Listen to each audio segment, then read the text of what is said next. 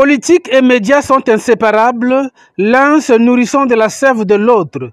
Dixit Pascal Nsatimabiala, premier secrétaire de l'Union panafricaine pour la démocratie sociale UPADES, qui a renoué avec la présentation de vœux à la presse ce mardi 14 février 2023 à Brazzaville, exprimant ainsi la reconnaissance de la presse au service de la démocratie.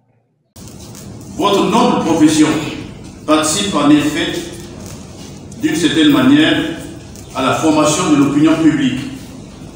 En tant que quatrième pouvoir, vous avez la haute charge et l'impérieux devoir de garantir et de promouvoir la démocratie et d'imposer chaque jour votre espace de liberté, quel qu'en soit le prix. C'est ici l'occasion pour moi de saluer le courage de tous ces braves journalistes qui se battent aux côtés du peuple, au nom de la raison, de la justice, du respect des valeurs éthiques et morales.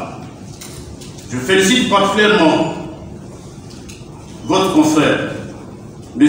Arcel Séverin, ancien directeur général du média privé Vox TV, qui par son attachement aux valeurs du journalisme a choisi de défendre la profession et le pluralisme d'opinion, tout en reconnaissant au Conseil supérieur de la liberté et de la communication son rôle de régulateur de la presse.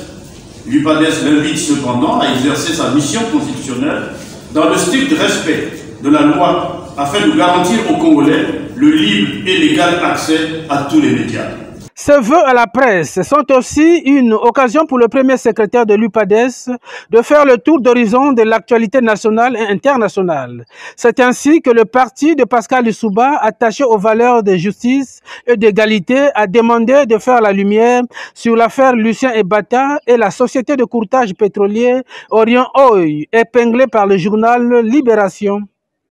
L'UPADES, parti attaché au respect des principes d'une bonne administration de la justice, notamment l'égalité de tous devant la loi et la présomption d'innocence, prend au sérieux des allégations du journal Libération. La recherche de la vérité étant un devoir républicain, l'UPADES exige que toute la lumière soit faite autour de cette affaire pour établir les responsabilités ou réhabiliter les présumés accusés en cas de dénonciation calomnieuse ou de diffamation.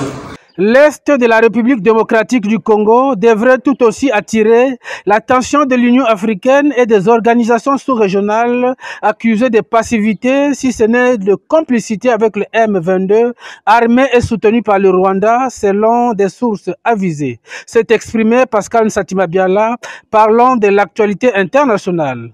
C'est depuis le 28 janvier 2002 que l'UPADES, par la voix de son premier secrétaire, présente des vœux à la presse.